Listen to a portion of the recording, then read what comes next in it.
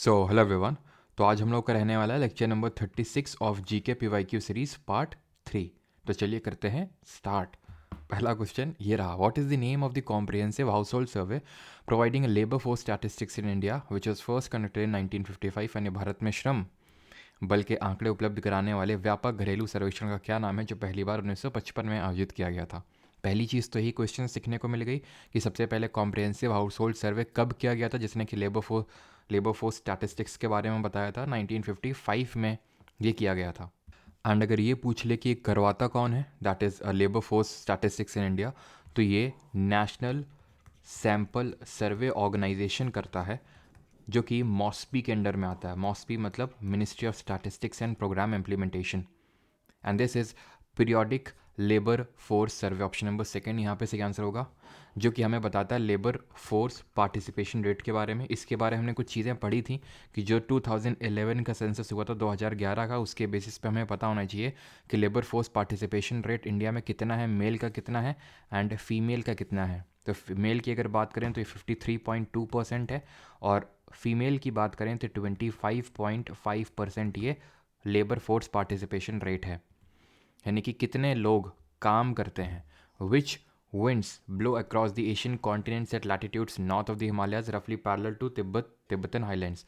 और अब देखिए जितने भी स्टूडेंट्स अब हैं रेगुलर, तो मतलब 35 लेक्चर्स आपने देखे होंगे, तब आप 36 लेक्चर में होंगे, है ना, आप नए नहीं होंगे। इसके रिगार्डिंग मैंने कल वीडियो भी डाला था जो सीपीओ वाला था कि भाई कैसे जिनका सीपीओ का एग्जाम उनको प्रिपेयर करना है, तो उसमें या फिर कोई भी किसी भी एग्ज़ाम के लिए प्रिपेयर कर रहे हैं तो आप सीक्वेंशियल मैनर में आगे बढ़िए, क्योंकि काफ़ी सारे स्टूडेंट हैं जो और भी बाकी एग्ज़ाम्स की प्रिपरेशन कर रहे हैं, थिंक डीडीए वगैरह की भी। तो उसी मैनर में आप आगे बढ़िए। एंड अब से आप जितने भी 20 क्वेश्चंस होते हैं उसमें अपना स्कोर निकालिए, खुद से अटैम्प्ट करिए। जैसे आपके सामने क्वेश्चन आया तो आप उसको अटैम्प्ट करिए, ये नहीं कि आराम से चला के और बस देख रहे हैं आराम से। पैसिव लर्निंग मत करिए, एक्टिव लर्निंग करिए, ठीक है। तो trade winds, jet stream, south west winds या फिर नॉर्थ वेस्ट विंड्स। तो यहाँ पे हिंट्स हैं हमारे पास दो। एक तो ये है कि Asian at latitudes north of the Himalaya, यानी हिमालय के नॉर्थ में ब्लो होती हैं, पैरेलल टू तिब्बतन हाईलैंड्स। ये हमारी जेट स्ट्रीम्स है, जेट धारा है। अब ट्रेड विंड्स क्यों नहीं है, व्यापारिक हवाएं? क्योंकि व्यापारिक हवाएं का ऐसा कुछ नहीं कि हिमालय के ऊपर ही ब्लो होती हैं। व्यापारिक पवनें जो हैं पूरे कॉन्टिनेंट को कवर करती हैं। देखिए बहुत बड़ा हिस्सा होता है। ये हमारी जो ट्रेड विंड्स हैं, व्यापारिक पवनें हैं, वो दो तरह की हैं, या फिर दो बेसिस में इनको क्लासिफाई कर सकते हैं। एक तो ईस्टर्लीज और दूसरी वेस्टर्लीज। ईस्टर्लीज ये है हमारी, इनको क्या बोलते हैं, नॉर्थ ईस्टर्लीज। ये कौन क्या है, साउथ ईस्टर्लीज। जहाँ मिलती हैं उसको बोलते हैं ITCZ, सब देख चुके हैं। या फिर इसी रीजन को डोल्ड्रम बोलते हैं हम लोग, ठीक है। ये जो चल रही हैं टेम्परेट रीजन्स में, क्योंकि वेस्ट डायरेक्शन से चल रही हैं, तो इनको वेस्टर्लीज के नाम से जानते हैं। ये ट्रेड विंड है जिनको परमानेंट विंड के नाम से भी जाना जाता है, बिकॉज ये through out the year blow करती हैं। ऐसा नहीं कि लोकल जगह में, जो लोकल जगहों में ब्लो करती हैं उनको हम लोकल विंड्स बोलते हैं। लोकल विंड्स के अगर एग्जांपल देखें तो इंडिया में जैसे कि लू हो गया, चिनूक हो गया जिसको स्नो ईटर के नाम से जानते हैं, ये USA की हो गई। आल्प्स माउंटेन में एक ब्लो करती है फोइन विंड, ठीक है। यहाँ पे यूरोप में, यहाँ पे आल्प्स माउंटेन है, यहाँ पे ब्लो करती है आपकी फोन विंड। यहाँ पे ब्लो करती है एक आपकी हरमट्टन। यहाँ पे ब्लो करती है इजिप्ट के पास खमसिन। यहाँ पे ब्लो करती है सिरोक्को। ये सारी वार्म विंड्स है। यहाँ पे चिनूक ब्लो करती है, ठीक है। और इंडिया में चलती है लू। सेंटा आना कहाँ पे चलती है आप कमेंट में बताइएगा ज़रा। तो ठीक है, तो ये हो जाएगा ऑप्शन नंबर सेकंड। इसके रिगार्डिंग और क्या क्या चीज़ें हमें पता है, पहले दो चीज़ें पता हैं, बस दो ही चीज़ें याद रखनी है।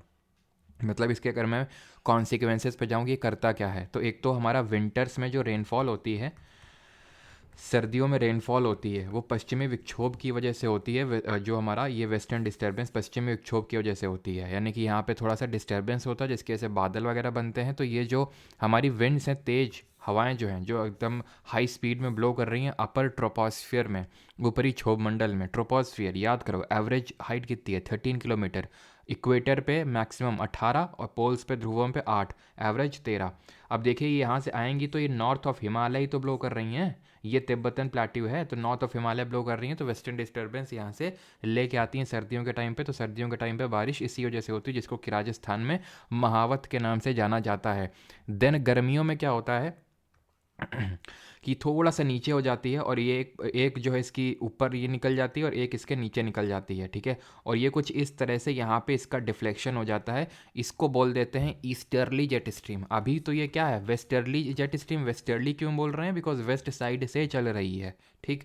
और यहाँ पे जो है ये जो मैंने बोला जेट स्ट्रीम, इनका इस वेस्टर्ली से कोई लेना देना नहीं है, ठीक है। ये जेट स्ट्रीम अपनी अलग होती हैं, अपर ट्रोपोस्फियर में ब्लो करती हैं, ऊपरी क्षोभ मंडल में इस तरह से, और थोड़ा सा ऐसे कर्ल कर्ल करके ब्लो करती हैं। क्यों कर्ल करती हैं, क्यों डिफ्लेक्शन होता है, बताइए कौन सा फोर्स रिस्पॉन्सिबल होता है इसके लिए, सोचिए दिमाग से।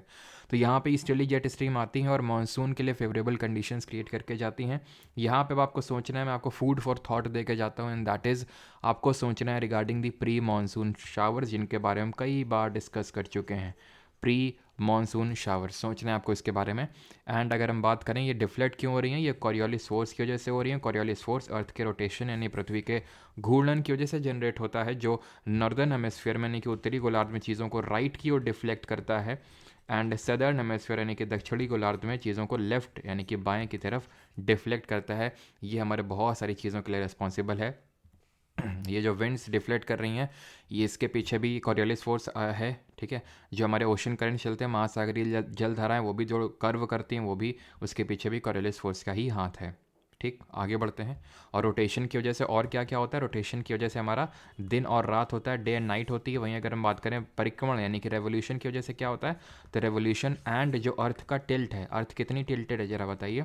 तो अर्थ की जो टिल्ट है उसकी वजह से हमारा होते हैं सीजन्स यानी कि ऋतुएं। अर्थ की टिल्ट की बात करें 23.5 डिग्री, ये हमारी अर्थ की टिल्ट है फ्रॉम इट्स एक्सिस, यानी अपनी धुरी से इतने, अपनी जो अक्ष है उससे इतनी डिग्री टिल्टेड है। अपने कक्ष से यानी ऑर्बिट से कितनी डिग्री टिल्टेड है, 90 में से घटा दीजिए, आपको आंसर मिल जाएगा। A grain of sand in the hour glass of time is an autobiography of which Indian politician. तो थोड़ा सा फैक्चुअल टाइप है, देख लेना अगर रिपीट होता है तो, अर्जन सिंह, ठीक है। बाकी ज़्यादा कुछ इंपॉर्टेंट नहीं है। हाँ, एल के अडवाणी जी की ऑटोबायोग्राफी का नाम आपको पता होना चाहिए, माई कंट्री माई लाइफ, ठीक है। माई कंट्री माई लाइफ इनकी ऑटोबायोग्राफी यानी कि आत्मकथा का नाम है। ऐसे हमारी और भी बहुत सारी आत्मकथाएं ऑटोबायोग्राफी हैं, जैसे कि विंग्स ऑफ फायर, ये किसकी है, सभी को पता होना चाहिए, है ना। विंग्स ऑफ फायर हो गई। लॉन्ग वॉक टू फ्रीडम, ठीक है, लॉन्ग वॉक टू फ्रीडम, ये भी सारी चीज़ें देख चुके हैं। ड्रीम्स फ्रॉम माई फादर, ठीक है, ड्रीम्स फ्रॉम माई फादर, तो ये सब किसके हैं, wings of fire A P J Abdul Kalam ji की। Long walk to freedom Nelson Mandela की। Dreams from my father Barack Obama की। Jaduguda mines are famous for, Jaduguda की जो खदान है वो किसके लिए प्रसिद्ध हैं, लिथियम, थोरियम, कोल या फिर यूरेनियम। सही आंसर यहाँ पे क्या होगा, सही आंसर होगा ऑप्शन नंबर 4 यूरेनियम। है कहाँ पे जादूगुड़ा की माइंस, ये हैं आपकी झारखंड में, ठीक है। एंड यूरेनियम की अगर बात करें तो इसको यूज़ कहाँ पे करते हैं, तो इसका एक 92 U-235 मतलब 235 नंबर का आइसोटोप है। आइसोटोप्स क्या होते हैं, समस्थानिक क्या होते हैं, जिनका सेम एटॉमिक नंबर होता है, सेम एटॉमिक नंबर होता है, डिफरेंट मास नंबर होता है, उनको हम आइसोटोप्स बोलते हैं। तो इसको हम यूज़ करते हैं न्यूक्लियर रिएक्टर्स में, जहाँ पे हम इसका परमाणु विखंडन करवाते हैं, न्यूक्लियर फिजन करवाते हैं, न्यूट्रॉन के हिट करवाते हैं इसमें, ठीक है। न्यूट्रॉन को हिट करवाते हैं, जिसकी वजह से होता क्या है, एक सेकेंड, जिसकी वजह से होता ये है कि यहाँ पे बेरियम और क्रिप्टन मिलता है, प्लस 3 न्यूट्रॉन्स मिलते हैं। ये 3 न्यूट्रॉन्स फर्दर चेन रिएक्शन करवाते हैं और ये चेन रिएक्शन ऐसे आगे फर्दर बढ़ती रहती है। अभी हाल ही में न्यूज़ में था कलपक्कम न्यूक्लियर पावर प्लांट, देश का पहला न्यूक्लियर पावर प्लांट है तारापुर वाला, जो महाराष्ट्र में है।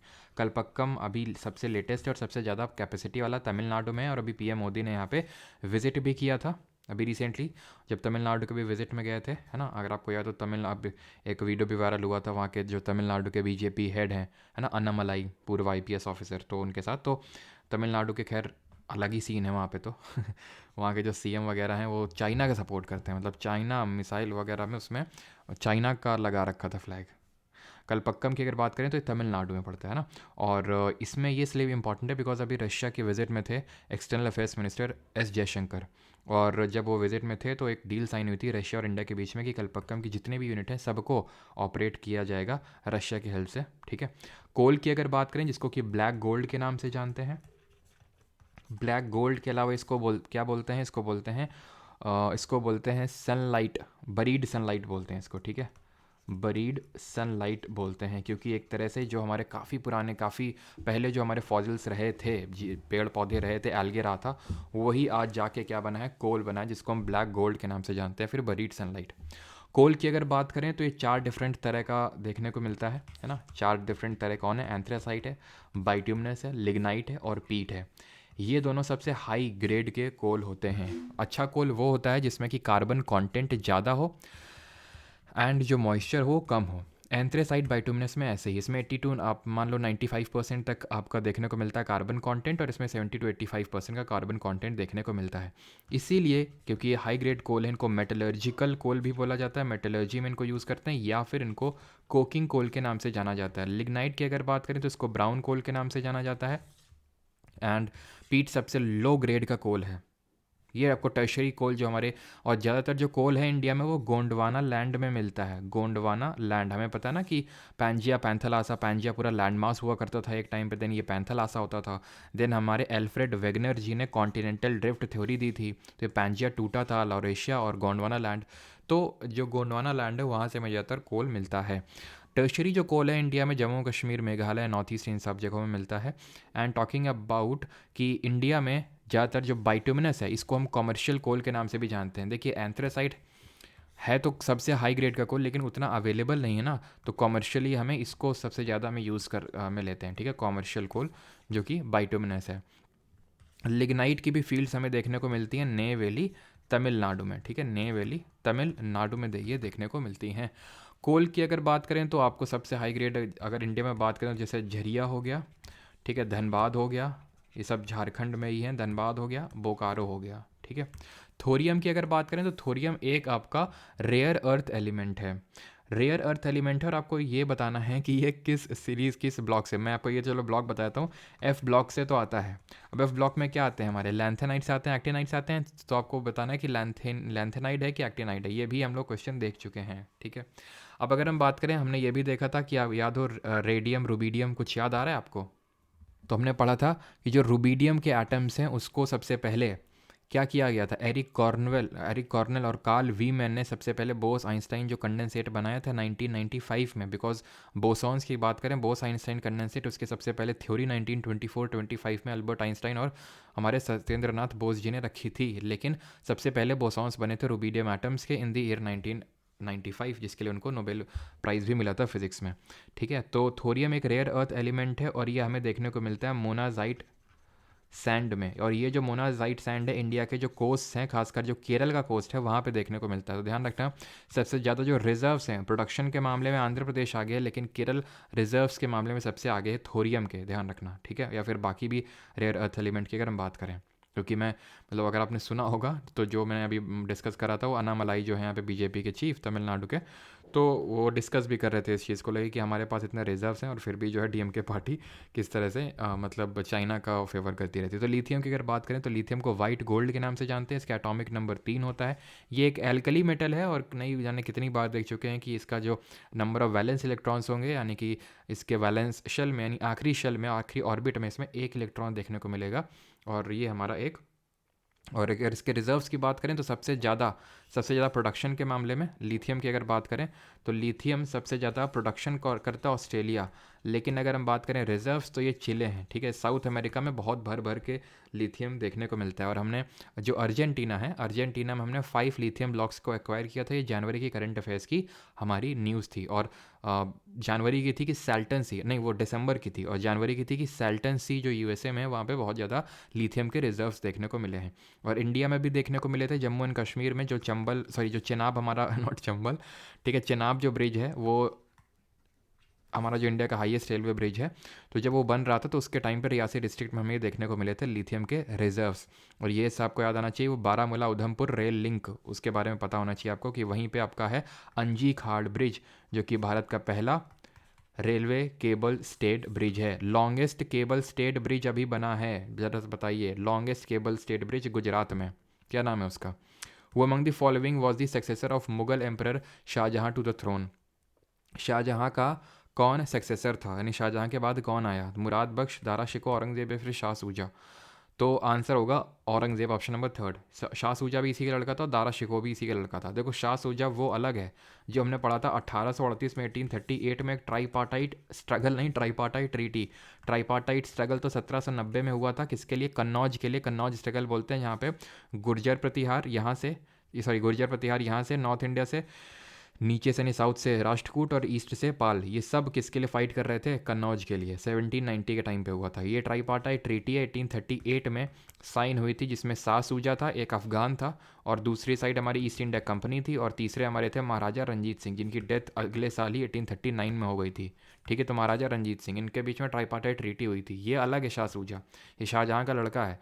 औरंगज़ेब आया था। अब औरंगज़ेब पहले तो मेन कंटेंडर था दारा शिकोह, क्योंकि शाहजहाँ चाहता था कि दारा शिकोह बने, लेकिन हमें पता है कि 2 बैटल्स हुए थे जिसमें कि दारा शिकोह को हरा दिया था औरंगज़ेब ने। एक तो बैटल ऑफ सामूगढ़ हुआ और दूसरा बैटल ऑफ धर्मत हुआ, दोनों में हराया। सामूगढ़ की अगर बात करें तो 1650, दोनों ही 1658 में ही हुए थे। ठीक है, 1658 और ये भी आपका 1658। ये सामूगढ़ आपका आगरा में पड़ता है, और यहाँ से औरंगज़ेब ने अपनी नींव रखी।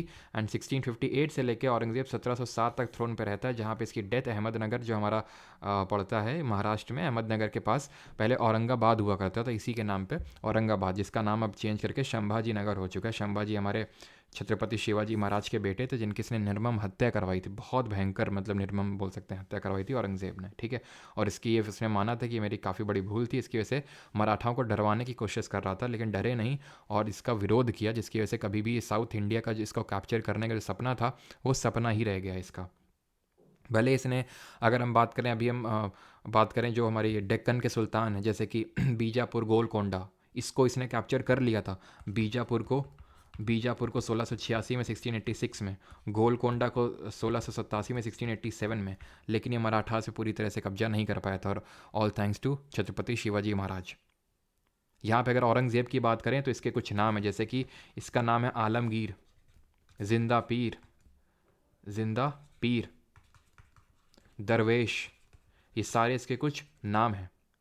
इसकी अगर हम बात करें तो इसने बीबी का मकबरा बनाया। वैसे तो इसने बहुत ज़्यादा कोई आर्किटेक्चर पे फोकस नहीं किया, ठीक है, लेकिन फिर भी कुछ हैं, जैसे बीबी का मकबरा इसके टाइम पे बना, इसने बनवाया नहीं, इसको तो बनवाया था इसका जो लड़का था, उसका नाम था ये आज़म शाह। ठीक है, आज़म शाह नाम था उसका, और उसने अपनी मदर यानी कि औरंगज़ेब की बीवी उसके लिए बनवाया था। दिलरास बेगम नाम था उसका। ठीक है, दिलरास बेगम, या फिर रबिया दुरानी भी बोलते थे उसको। और इसने मोती मस्जिद बनवाई थी, ध्यान रखना। मोती मस्जिद कई सारी हैं, जैसे कि मोती मस्जिद आगरा में शाहजहाँ ने बनवाई, और जो दिल्ली में है, दिल्ली वाली, ये इसने बनवाई थी औरंगज़ेब ने। ठीक है, ये चीज़ ध्यान रखना। जहांगीर ने बनवाई लाहौर में, जहांगीर ने लाहौर में, शाहजहाँ ने आगरा में, और औरंगज़ेब ने बनवाई थी मोती मस्जिद दिल्ली में। मौत की मस्जिद अलग है, पढ़ चुके हैं मौत की मस्जिद। मौत की मस्जिद बनवाई थी सिकंदर लोदी ने, जो कि एक डबल डोम स्ट्रक्चर है। सिकंदर लोदी मतलब गुलरुखी याद आना चाहिए, जिसकी पोएम्स थी उनको कलेक्टिवली गुलरुखी बोलते थे, है ना। और क्या किया था, और भी कुछ किया था सिकंदर लोदी ने, एक तो ठीक है डबल डोम स्ट्रक्चर, हाँ ठीक है, ये डबल डोम स्ट्रक्चर था, और ये मौत की मस्जिद, ठीक है, जो कि डबल डोम स्ट्रक्चर था, और वो गुलरुखी इसकी जो पोएम्स हैं। ठीक है, एंड दारा शिकोह हमने देख लिया, और कुछ यहाँ पे और कुछ तो नहीं है। ठीक है, आगे बढ़ते हैं। और हाँ, ये जो है औरंगज़ेब, इसने जो पारसीज़ का जो एक फेस्टिवल होता है नवरोज़, ठीक है, नवरोज़, इसको इस पर बैन लगवा दिया था इसने। ठीक है, आगे बढ़ते हैं। Question number 6, in which process a solid substance volatilized by heating and the vapour is condensed back to the solid at a cold surface. यानी कि एक तरह से सॉलिड को हम कन्वर्ट कर रहे हैं किस में, वेपर में, यानी कि गैस में। क्या बोलेंगे इसको? ये हमारी सेपरेशन टेक्निक्स होती हैं डिफरेंट तरह की, जो हम केमिस्ट्री में पढ़ते हैं। अब होता क्या, जैसे कि अगर मैं तुमसे बोलूँ कि पानी और तेल को अलग करना है, तो क्या यूज़ करोगे तुम? ये भी है आपका बुक में। ठीक है, पानी और तेल को अगर हमें अलग करना होगा तो हम यूज़ करेंगे सेपरेटिंग फ़नल का। सेपरेटिंग फ़नल का यूज़ कैसे करेंगे भाई? इन दोनों में से डेंसिटी किसकी ज़्यादा होती है? तो भाई जिसकी डेंसिटी कम होगी वो ऊपर तैरता रहेगा, जैसे तेल हो गया हमारा, और पानी जैसे नीचे आ जाएगा जिसकी ज़्यादा डेंसिटी होगी। तो यहाँ पे वो शटल कॉक एक तरह से कुछ लगा होगा, उसको खोले, जैसे नहीं ढक्कन सा, तो उसको खोलेंगे, पानी नीचे जाता जाएगा, जाता जाएगा, जाता जाएगा। जैसे ये तेल आएगा, तेल की लेयर आएगी, बंद कर देंगे, सेपरेट हो गए। तो क्यों सेपरेट हो पाया आसानी से? Because these both were immiscible liquid, आपस में घुलते नहीं हैं। लेकिन अगर घुल जाते हैं तो दोनों एक दूसरे में, तो क्या करेंगे?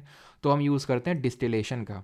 ऐसे इसका बड़ा भाई होता है फ्रैक्शनल डिस्टिलेशन, उसका हम तब यूज़ करते हैं जो दो मिसिबल लिक्विड हैं, उनका अगर बॉइलिंग पॉइंट का डिफरेंस 30 डिग्री सेल्सियस, 30 केल्विन से कम है। बॉइलिंग पॉइंट का जो डिफरेंस है वो 30 केल्विन से कम है। अच्छा, एब्सोल्यूट जीरो टेम्परेचर क्या होता है? 0 केल्विन होता है। यही हमारे बोस आइंस्टाइन कंडेंसेट तभी बनता है जब हम किसी भी गैस को एब्सोल्यूट जीरो टेम्परेचर रीच करवाते हैं, जब उसको बहुत ज़्यादा हीट कर देते हैं तो आयनाइज हो जाती है गैस, लेकिन अगर एब्सोल्यूट जीरो टेम्परेचर पे ले आते हैं तो बोसॉन्स बन जाते हैं।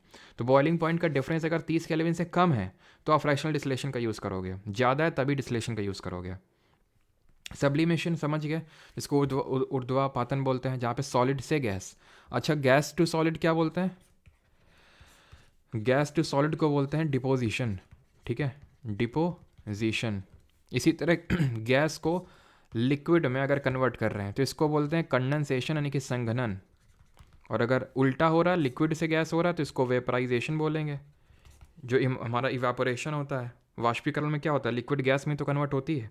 और इवापोरेशन जो होता है वो कब ज़्यादा होता है? जब टेम्परेचर ज़्यादा होता है, जब पृष्ठीय क्षेत्रफल यानी सरफेस एरिया ज़्यादा होता है, जब विंड स्पीड ज़्यादा होती है। लेकिन जब मॉइस्चर ज़्यादा होगा, जब ह्यूमिडिटी ज़्यादा होगी, जब आर्द्रता ज़्यादा होगी एनवायरनमेंट में, तो वो कम होगा। आर्द्रता को मापते हैं किससे? हाइग्रोमीटर से मापते हैं, HYGRO मीटर, ठीक है, हाइग्रो ना कि हाइड्रो। क्रोमैटोग्राफी, क्रोमा का मतलब क्या होता है? क्रोमा का मतलब होता है कलर। तो जब तुम्हें मान लो एक डाई होती है, ठीक है, एक इंक होती है, इंक पता है किससे मिल के बनती है? इंक में होती है बहुत सारी डाई, बहुत सारे कलर समझ लो, और वो होता है पानी। तो अगर तुम्हें इन दोनों को अलग करना है ना, तो तुम यूज़ करोगे इवापोरेशन टेक्निक। सिंपल सी टेक्निक है इवापोरेशन। धूप में रख दो, पानी उड़ जाएगा, डाई बच जाएगी तुम्हारी। लेकिन डाई में डिफरेंट जो कलर्स हैं उनको अगर सेपरेट करना हो तो तुम क्रोमेटोग्राफी का यूज़ करोगे। क्रोमेटोग्राफी, जहाँ भी तुम्हें कुछ दिख जाए, पिगमेंट है, अगर एक पत्ती है उसमें काफ़ी से होते हैं ना, पत्ती हो गया, फूल की पत्ती हो गई, इसमें डिफरेंट कलर्स होते हैं, उनको अलग करना है। जहाँ भी कलर पिगमेंट दिख जाए, क्रोमेटोग्राफी मारना सीधे। और अगर बात करें तो आपको जैसे कि अगर ड्रग्स अलग करना है ब्लड से, ड्रग्स फ्रॉम ब्लड, तो वो भी तुम यूज़ करोगे क्रोमेटोग्राफी। डिस्लेशन का अगर एग्जांपल दूं तो एसीटोन एंड वाटर सोल्यूशन, दोनों आपस में मिसिबल हैं, एसीटोन एंड वाटर। ऐसे ही हमारी होती है एक सेंट्रीफ्यूगेशन टेक्निक। तो सेंट्रीफ्यूगेशन का कहाँ यूज़ करते हैं? सेंट्रीफ्यूगेशन का जैसे कि क्रीम निकालनी है फ्रॉम मिल्क, अगर हमें क्रीम निकालनी है फ्रॉम मिल्क तो यूज़ कर लेते हैं सेंट्रीफ्यूगेशन का। ठीक है, आगे बढ़ते हैं। In which of the following cases the Supreme Court, while laying out the basic structure of the Constitution, held that the democratic character of the polity was an essential component of the basic structure? Basic structure, while laying out the basic structure, held that the democratic character of the polity was an essential component. तो ये किस case में बोला था कि ये जो हमारा डेमोक्रेटिक कैरेक्टर है ये एक एसेंशियल कॉम्पोनेंट है बेसिक स्ट्रक्चर का? और उसी पर्टिकुलर केस में बेसिक स्ट्रक्चर के बारे में भी एक तरह से बात कही थी किसने? सुप्रीम कोर्ट ने, और बेसिक स्ट्रक्चर दिया था। तो ये था हमारा the famous KBC case, that is Keshav Nanda Bharati case of 1973। Very famous case. अब बेसिक स्ट्रक्चर ध्यान रख लेना, ये संविधान में कहीं लिखा नहीं हुआ है, इसी केस में इसका जन्म हुआ था, केस में जन्म हुआ था। ऐसा नहीं कि पार्लियामेंट ने कोई संविधान में कोई चीज़ जोड़ दी हुई फिर पहले से संविधान में कुछ लिखा हो ना, इस केस में इसका जन्म हुआ। बेसिक स्ट्रक्चर का मतलब इतना है कि KBC केस में सुप्रीम कोर्ट ने ये बोला था पार्लियामेंट से, देखो तुम कुछ भी तुम अमेंड कर लो, तुम फंडामेंटल राइट को भी अमेंड कर सकते हो, तुम्हारे पास शक्ति है मौलिक अधिकार में संशोधन करने की under article 368 of the constitution. लेकिन तुम बेसिक स्ट्रक्चर में जो चीज़ें लिखी हुई हैं उनको छेड़छाड़ नहीं कर सकते। जैसे इसमें बहुत सारी चीज़ें हैं, जुडिशियल रिव्यू इसमें है, न्यायपालिका की स्वतंत्रता यानी जुडिशियल इंडिपेंडेंस इसमें है, फेडरल स्ट्रक्चर है वो इसमें है, क्या नहीं है इसमें, कभी क्वेश्चन बन जाए इनमें से क्या बेसिक स्ट्रक्चर में है। तो until unless you are very sure, आप मारना ऑल ऑफ दीज सही होगा। जैसे मैंने बताया कि अगर कभी स्टेट की डेफिनेशन पूछ ले कि भाई इनमें से कौन स्टेट के अंडर आता है, ऑल ऑफ दीज। ठीक, Sajjan Singh versus state of Rajasthan में क्या हुआ था, या फिर पहले AK गोपालन डिस्कस करते हैं। तो AK गोपालन ही इंपॉर्टेंट थोड़ा सा, जिसमें कि सुप्रीम कोर्ट ने यह बोला था कि जो आर्टिकल नंबर 21 है, और ये 1955 में आई थिंक केस हुआ था, कि आर्टिकल जो 21 है, अनुच्छेद नंबर 21, जो कि हमारा बात करता है किसकी? राइट टू लाइफ की बात करता है। ठीक है, ये right to life and personal liberty की बात करता है। तो सुप्रीम कोर्ट ने ये बोला था कि इसमें हमें बस देखना है procedure established by law, procedure established by law, हमें ड्यू प्रोसेस ऑफ लॉ की तरफ नहीं भागना है। अब इसके मैं डीप में नहीं जा रहा हूँ बिकॉज इंपॉर्टेंट नहीं कि भाई इन दोनों का मतलब क्या होता है, बस ऐसे समझ लो, विधि के द्वारा स्थापित जो प्रक्रिया होती है उसको फॉलो करना है। ये हमने साउथ अफ्रीका के कॉन्स्टिट्यूशन से लिया है, ये आपको पता होना चाहिए। सॉरी, यहाँ से तो हमने कॉन्स्टिट्यूशन में अमेंडमेंट लिया है, ठीक है, ये हमने लिया है procedure established by law Japan के कॉन्स्टिट्यूशन से। ठीक है, and due process of law ये एक USA का कॉन्सेप्ट है। ठीक, तो ये चीज़ हमें पता होनी चाहिए। बाकी और भी कुछ इंपॉर्टेंट केसेस हैं, जैसे कि एक हमारा है कि एक गोलकनाथ केस भी है जो इससे पहले हुआ था। लेकिन गोलकनाथ केस में सुप्रीम कोर्ट ने ये बोला था कि जो हमारे फंडामेंटल राइट्स से मौलिक अधिकार, इस पर संशोधन यानी अमेंडमेंट नहीं हो सकता है। लेकिन फिर केबीसी केस में बोला नहीं हो सकता है। एक हमारा फेमस केस है Minerva mill case. Minerva mill case में जो केबीसी के बाद हुआ था, इसमें यह बोला था सुप्रीम कोर्ट ने कि जो हमारे फंडामेंटल राइट हैं और डीपीएसपी, इनमें से कोई ऊपर और कोई नीचे नहीं है, दोनों जो हमारा constitution it is found on the bedrock of the balance between the FR and the DPSPs, यानी दोनों बैलेंस में एग्जिस्ट करते हैं। ये मिनर्वा मिल केस में ये बोला था। कियोटो होलोहान जचिलो केस एक हुआ था, कियोटो होलोहान। इसमें क्या था, इसमें यह था कि जो हमें पता है शेड्यूल नंबर शेड्यूल नंबर जो आपका 10 है, जो बात करता है एंटी डिफेक्शन लॉ की, जिसको 52nd अमेंडमेंट से ऐड किया गया था कॉन्स्टिट्यूशन में, कि भाई जो डिफेक्शन है, दल बदल है, वो एक डिस्क्वालिफिकेशन का ग्राउंड बन सकता है किसी एमपी या फिर किसी एमएलए के लिए।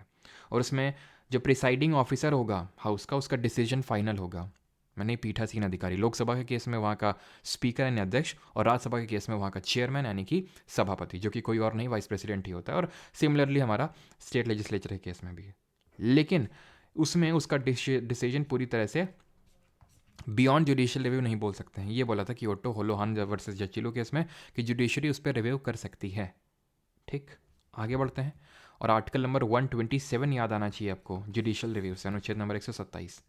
The main function of centriole क्या होता है? सेल के बारे में आई थिंक पिछले लेक्चर में हम लोग पढ़े थे। तो मेन फंक्शन सेंट्रियोल का क्या होता है? तो सेंट्रियोल का to maintain mineral composition bacterial cell से क्या आना चाहिए कि प्रोकैरियोटिक होती है। ठीक है, प्रोकैरियोटिक होती है सेल। और एक चीज़ कि प्रोकैरियोटिक और यूकैरियोटिक में क्या चीज़ कॉमन होती है, हमने ये देखा था भाई। प्रोकैरियोटिक में क्या होता है, ये प्रो होते हैं, न्यूक्लियस एब्सेंट होता है, यू में होता है न्यूक्लियस। इनमें बहुत सारे सेल ऑर्गेनल नहीं होते, इनमें होते हैं बस एक को छोड़ के, एंड दैट इज़ राइबोसोम, जो क्या करता है, जो प्रोटीन की सिंथेसिस करता है, प्रोटीन का निर्माण करता है ये। और इसी कैसे रफ एंडोप्लाज्मिक रेटिकुलम रफ होता है। स्मूथ क्या किसका वो करता है, वो फैट्स एंड लिपिड्स का सिंथेसिस करता है। To help plant cell for, और इसकी सेल वॉल पेप्टिडोग्लाइकन की बनी होती है, और उसकी आउटर स्ट्रक्चर बना होता है ग्लाइकोकैलिक्स का। To help plant cell for multiplication, to help cell division in animal cell, to maintain rigidity in plant cell. अगर हम ध्यान से देखें तो ये दोनों ऑप्शन सिमिलर लग रहे हैं। इसमें भी मल्टीप्लिकेशन यानी एक तरह से सेल डिवीजन की बात हो रही है, यहाँ पे भी आंसर यहाँ पे ऑप्शन नंबर 3 है। ये सेल डिवीजन में हेल्प करता है टू दी एनिमल सेल, जो सेंट्रियोल होता है, इसका मेन फंक्शन ये होता है। ठीक है। अच्छा, अगर हम बात करें सेल मेम्ब्रेन और सेल वॉल बनी किसकी होती हैं, तो जैसे हम पढ़ते हैं सेल वॉल, तो भाई हमने सबकी देख ली कि पहली बात तो जो सेल वॉल होती है वो एनिमल सेल में होती ही नहीं है। प्लांट में होती सेल्यूलोज की बनी होती है, बैक्टीरिया में पेप्टिडोग्लाइकन की बनी होती है, फंगस में काइटिन की बनी होती है। तो ये सब हम देख चुके हैं। सेल मेम्ब्रेन की अगर बात करें तो 50% प्रोटीन और 50% लिपिड्स की ये बनी होती है। प्रोटीन एंड लिपिड्स की मेनली ये बनी होती है हमारी जो सेल मेम्ब्रेन होती है, जो आउटर कवरिंग होती है किसी एनिमल सेल में। डिस्कवरी रॉबर्ट हुक ने कॉर्क सेल में। लिविंग सेल की डिस्कवरी एंटनी वॉन लिवेनहॉक ने पॉन्ड वाटर में किया था। सेल थ्योरी शेल्डन और स्वान ने दिया था, जिसको बाद में मॉडिफाई किया था वर्चॉव ने। अगला question, which ports belong to the western coast of India? कौन से भारत के मतलब पश्चिमी तट के बंदरगाह कौन है? तो पोर्ट वो होते हैं जहाँ पे हमारे शिप्स वगैरह डॉक यार्ड करते हैं, रुकते वगैरह हैं, तो कोस्ट में देखने को मिलते हैं। अब पोर्ट से याद आना चाहिए आपको कि भाई हमने एशियन पोर्ट पढ़ा था, और वो है हमारा एशियन पोर्ट। अगर प्राचीन बंदरगाह की बात करें तो वो है कौन सा? वो है हमारा लोथल, है ना, हड़प्पा के टाइम पे। और हड़प्पन सिविलाइजेशन में हमारे टाइम पे यहाँ पे मतलब गुजरात में धौलावीरा एक साइट पड़ी थी, याद आ रहा है? अभी धौलावीरा के पास अभी कुछ दिन पहले की न्यूज़ है, मैंने आपको बताया भी होगा। नहीं तो आप इस बार प्लान है कि वीकली करंट अफेयर्स भी दिए जाएंगे आपको कोई एकदम बढ़िया फॉर्मेट में। ठीक है, देखते हैं सारी चीज़ें बढ़िया रहती हैं।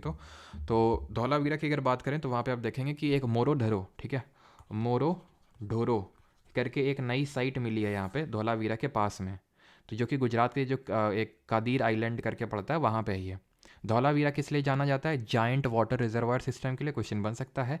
और धौलावीरा जाना जाता है कि 3 सेक्शंस में 3 पार्ट में डिवाइडेड है। वैसे तो हमारी जितने भी हड़प्पन सिविलाइजेशन है वो 2 पार्ट में डिवाइडेड रहती हैं कि भाई ऊपर वाले को सीटाडेल या एक्रोपोलिस बोलते हैं, हायर टाउन जो वेस्टर्न साइड में होता है, और लोअर ईस्टर्न साइड में होता है हमारा कौन सा, ये जो लोअर टाउन होता है उसको कुछ नहीं बोलते हैं, इसको हायर टाउन को तो सीटाडेल बोलते हैं। ठीक है।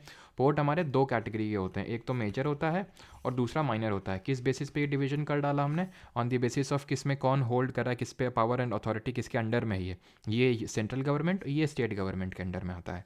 तो यहाँ पे हमारे 13 मेजर पोर्ट हैं, ध्यान रखना 13 मेजर पोर्ट हैं और 200 माइनर पोर्ट हैं अकॉर्डिंग टू एसएससी।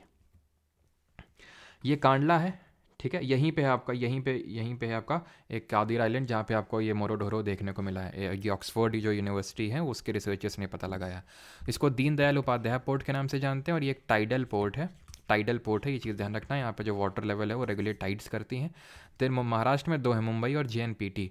जेएनपीटी को नावा शिवा पोर्ट के नाम से जानते हैं, और ये नावा शेवा, ठीक है। और ये नवी मुंबई में है ये, ठीक है। तो मुंबई को नवी मुंबई से लिंक करने वाला अटल सेतु ब्रिज 22.85 किलोमीटर्स लंबा, वो हमारा जो सबसे क्या है लंबा लॉन्गेस्ट सी ब्रिज है वो, ये आपको पता होना चाहिए, ठीक है। जो मुंबई को नवी मुंबई से लिंक करता है, मुंबई को नवी मुंबई, जो जेएनपीटी जो है वो नवी मुंबई में, जिसको नावा शेवा के नाम से जानते हैं।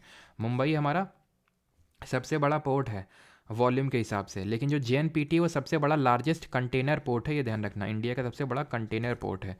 देन यहाँ पे आते हैं गोवा में मोरमगांव पोर्ट है, जो जुआरी जो रिवर है उसके ईस्चुरी में बनता है, जॉर्बा में। गोवा की 2 प्रमुख नदियाँ हैं, एक तो है हमारी मंडोवी और दूसरी जुआरी। मंडोवी में दूध सागर वाटरफॉल है। कर्नाटक के आ गए तो मंगलुरु है। केरल में कोची, जिसको क्वीन ऑफ अरेबियन सी के नाम से जानते हैं। तमिलनाडु में 3 है, सबसे ज़्यादा मेजर पोर्ट किसी स्टेट में है तो वो तमिलनाडु है।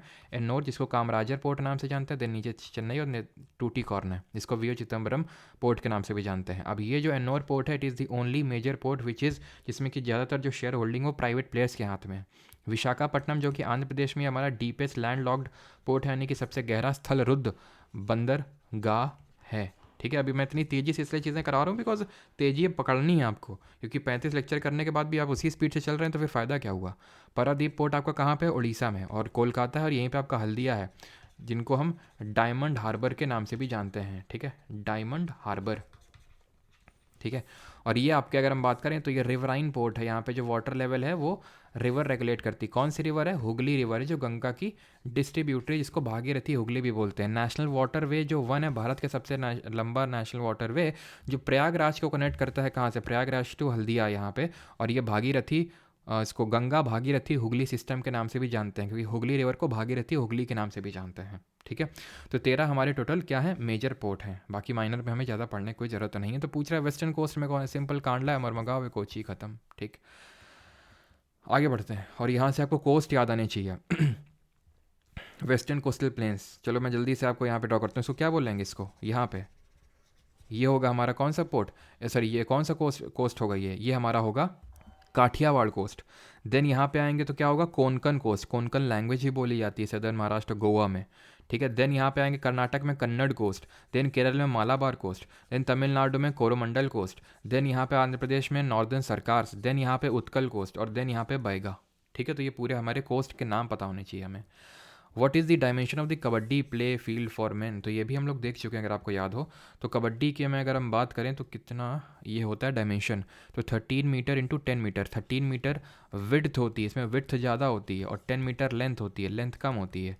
कबड्डी बात करें 7 नंबर ऑफ प्लेयर्स होते हैं, और कबड्डी का भी सीज़न 10 हुआ है, जो हमारा जैसे आईपीएल होता है ना, तो वैसे कबड्डी का होता है कबड्डी प्रीमियर लीग ऐसे होता है, कबड्डी प्रो लीग करके। तो उसका सीज़न 10 हुआ अभी फाइनल हैदराबाद में, जहाँ पे पुनेरी पल्टन ने जीत मारी, ठीक है। पुनेरी पल्टन ने हरियाणा स्टीलर्स को हरा के ये जीता सीज़न 10। कबड्डी की चलिए बात अब हो चुकी है, बाकी भी कर लेते हैं। जैसे कि अगर याद हो आपको, फुटबॉल फील्ड भी हम लोग पढ़ चुके हैं।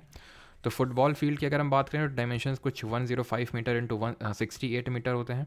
बैडमिंटन कोर्ट ये थोड़ा ज़्यादा इंपॉर्टेंट है, ठीक है। बैडमिंटन से याद बताने चाहिए आपको जो हमारा डू है, सात्विक साईराज रनकी रेड्डी एंड चिराग शेट्टी। और याद आनी चाहिए आपको जो हमारे अनमोल खर्ब हैं, अनमोल खर्ब, ठीक। बैडमिंटन कोर्ट की बात करें 13.4 इंटू 6.1 मीटर जो है इसकी टोटल लेंथ होती है, लेंथ एंड ब्रेड्थ होती है बैडमिंटन कोर्ट। और इसमें नेट हाइट भी देखी थी, वो 5 फीट होती है, 5 फीट होती है सेंटर पे, किनारों में थोड़ा 5.1 फीट होती है, ठीक है। और बैडमिंटन का बताई दिया, ये जो कि बैडमिंटन एशिया चैम्पियनशिप हुई थी ना, बैडमिंटन एशिया चैम्पियनशिप, जो कि मलेशिया में हुई, ठीक है। मलेशिया, जिसकी कैपिटल क्या है, कुआलालंपुर। तो मलेशिया में चैम्पियनशिप हुई, जहाँ पे हमने थाईलैंड को हराया 3-2 से। वेमेंस टीम ने हमारी जीता, और मेंस टीम में चाइना ने जीता, ठीक है। और ये हमने पहली बार जीता है, ठीक है। और कुछ यहाँ पे मलेशिया से नहीं, ठीक, आगे बढ़ते हैं अभी। तो ये चीज़ क्लियर है, बाकी हम अपनी बॉल्स को भी रिकॉल कर लेते हैं। कौन कौन सी, बास्केटबॉल, ठीक है, वॉलीबॉल, देन हैंड का यूज़, नेट का यूज़, एंड देन फिर हमें बेस मिल गया था ना। तो 5, 6, 7, 9।